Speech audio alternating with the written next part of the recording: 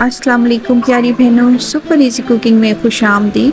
उम्मीद करती हूँ आप सब खैरियत से होंगे। आज हम बनाने जा रहे हैं जी ज़ीरा बिस्किट। तो ज़ीरा बिस्किट बनाने के लिए जी सबसे पहले मैंने ले लिया है जी 1/4 कप पिसी हुई चीनी और 1/4 कप ही मैं इसमें घी, ठंडा घी डालूँगी। मेल्टेड घी है, ठंडा किया हुआ घी है, ठीक है ना। और इन दोनों को हमने अच्छे से विस्क कर लेना है। हमने इसको इतना विस्क करना है कि ये फ्लफ़ी सा हो जाए, चीनी और घी दोनों।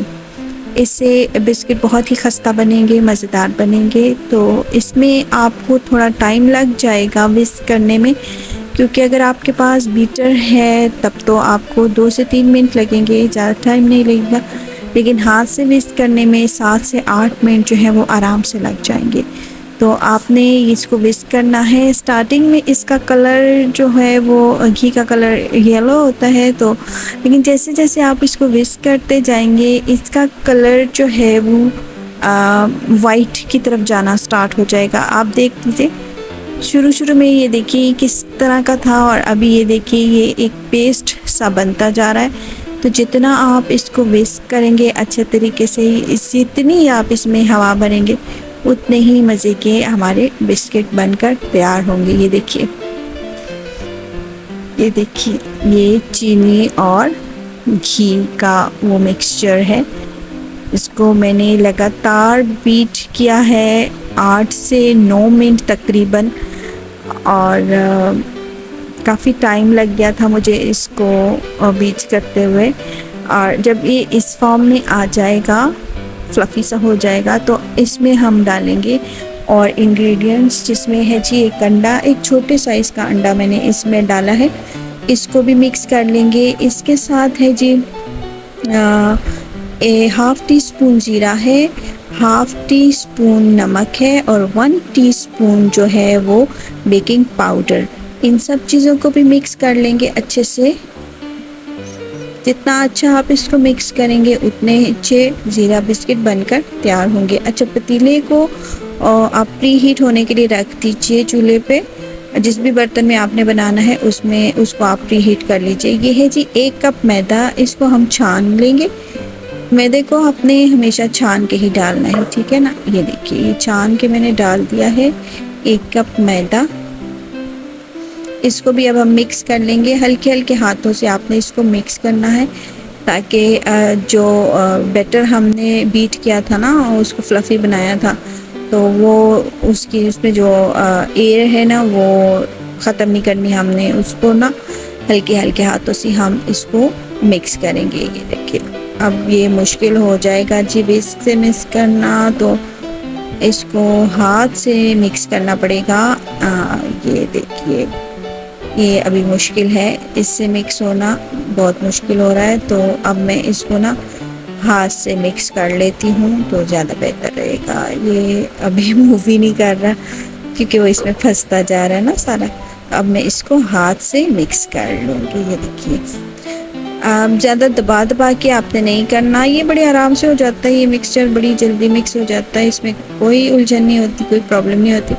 ये देखिए ये भी बिखरा सा है। अभी आप देखेंगे ये डो की सूरत इख्तियार कर लेगा। बस हाथों के पोरों से ही करते रहिए और 1 ही मिनट में ये ना बन के तैयार हो जाए। ये देखिए ये अब देखिए इकट्ठा हो गया। ये देखिए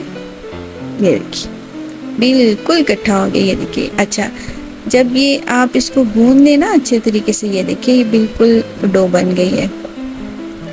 अब ये रेडी है। इसको अब हम 5 मिनट का रेस्ट देंगे, उसके बाद हम इसके बिस्किट बनाना तैयार करेंगे। ये देख लीजिए 5 मिनट हमने इसको रेस्ट दे दिया है। अब हम चलते हैं इसके बिस्किट बना लेते हैं। ये एक पॉलीथीन बैग है जिसको मैंने कट कर लिया है। अच्छा, आप इस तरह भी इसको कर सकते हैं रोल, लेकिन अगर आप ये डाल लेंगे ना पॉलीथीन बैग, तो आपको बहुत आराम से ये हो जाएगा। बहुत ही ईजी तरीका है ये। आपने डो को रखना है पॉलीथीन बैग के ऊपर और हाफ जो है उसके ऊपर ले आइए और बेलन से या हाथ से जैसे आपको आसान लगे आप इसको फैला लीजिए। ये बड़े आराम से फैल जाता है। ये देखिए लेकिन पॉलीथीन बैग में ये है कि ये बड़े ही आराम से सेट हो जाएगा, आपको ज़रा भी प्रॉब्लम नहीं होगी। ये लीजिए जनाब, अब हम ना इसको थोड़ा सा मोटा बेल लेंगे। ज़्यादा मोटा नहीं बेलना क्योंकि फिर ये फूलता भी है। اور بس ایک بات کا خیال رکھیے کہ کٹر جو ہے نا وہ چھوٹے سائز کا ہو. میرے پاس چھوٹے سائز کا کٹر نہیں تھا، تھوڑا سا بڑا تھا. تو چونکہ جس وقت یہ بیک ہوتے ہیں تو یہ تھوڑے سے نا پھولتے بھی ہیں، تو اس وجہ سے نا پھر وہ زیادہ ہی بڑے بن جاتے ہیں. تو بس یہ میں نے آپ کو ایک ٹپ دینی ہے کہ کٹر جو ہے وہ چھوٹے سائز کا رکھیے. میرے پاس چھوٹے سائز کا تھا بٹ آئی تھاٹ کہ یہ بہت چھوٹے ہو جائیں گے، لیکن اگر میں اس سے کٹ کرتی نا تو بالکل پرفیکٹ ہونا تھا. لیکن چلیے کوئی بات نہیں، یہ ٹپ میں آپ کو دے رہی ہوں. آپ نے چھوٹا سا کٹر یوز کرنا ہے، کٹر چھوٹا سائز ہو. یہ بھی چھوٹا تھا لیکن چونکہ یہ پھیلتے ہیں تو سائز ان کا بڑا ہو جاتا ہے، تو اس وجہ سے نا آپ نے اس سے بھی چھوٹا کٹر یوز کرنا ہے، ٹھیک ہے نا. اور یہ بڑے آرام سے کٹ جائیں گے. جس پلیٹ پہ یا تھالی پہ آپ نے ان کو بنانا ہے اس کو پہلے ہلکا سا گریس کر لیجئے. زیادہ گریس نہیں کرنا، بس ہلکا سا، کیونکہ اس میں بھی آئل ہے، یہ چپکیں گے نہیں. اور پتیلا یا کڑھائی جو بھی آپ نے جس میں بنانے ہیں اس کو پری ہیٹ کر لیجئے. اور یہ بن گئے ہیں. اب میں اس کو نکال کے تھالی پہ رکھ لوں گی. دیکھیے میرے پاس ڈھکن ہے، یہ دیکھیے اس کو میں نے گریس کیا ہوا ہے. اس کے اوپر میں یہ بسکٹ رکھتی جاؤں گی اور پھر ان کو میں بیک کر لوں گی.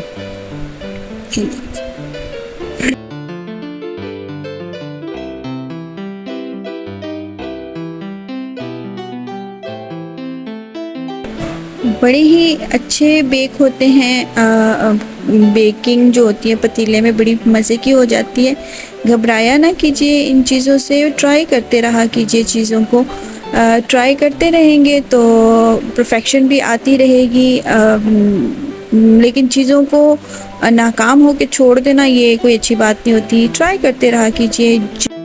جو سورسز آپ کو اویلیبل ہیں، جو چیزیں اویلیبل ہیں انہی میں رہ کے اپنی جو ہے نا اپنے لیے آسانیاں بنائیں. یہ دیکھیے کڑھائی میں نے رکھی ہوئی ہے اور اس کے اندر میں نے ایک کٹوری جو ہے اس کو الٹا کر کے رکھا ہوا ہے. اس کے اندر میں نے نمک وغیرہ تو کچھ نہیں بچھایا، اور اس میں یہ میں پلیٹ رکھ رہی ہوں یہ، اور اس کو میں ڈھانک دوں گی. ابھی اس کے اوپر ڈھکن رکھ دوں گی. لیجیے ڈھکن رکھ دیا، اور اب ہم اس کو 35 منٹ کے لیے بیک کر لیں گے.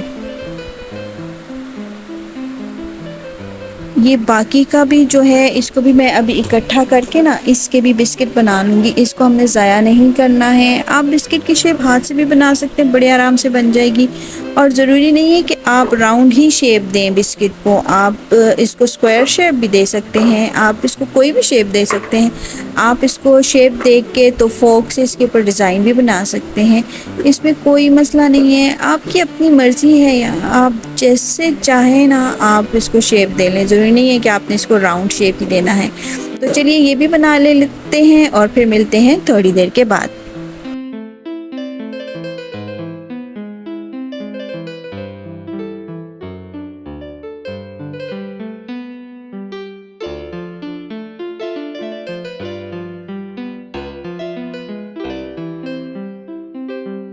یہ دیکھیے آج میں نے اسی لیے یہ ٹرانسپیرنٹ سا ڈھکن رکھا تھا تاکہ آپ کو دکھا سکوں کہ یہ بیک ہوتے ہوئے کیسے لگتے ہیں. یہ دیکھیے یہ بالکل بیک ہو چکے ہیں، پرفیکٹ بیک ہو گئے ہیں. زیرہ بسکٹ بن کر تیار ہیں.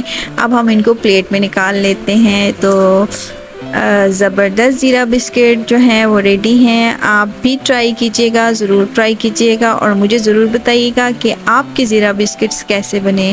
آج کی ریسیپی آپ کو کیسی لگی کامنٹ میں ضرور بتائیے گا. لائک اور شیئر کرنا ہرگز نہ بھولیے گا. میرے چینل سپر ایزی کوکنگ کو سبسکرائب کرنا ہرگز نہیں بھولنا. آپ نے اپنی دعاؤں میں یاد رکھیے گا، اور ویڈیو دیکھنے کے لیے بہت بہت شکریہ. جزاک اللہ.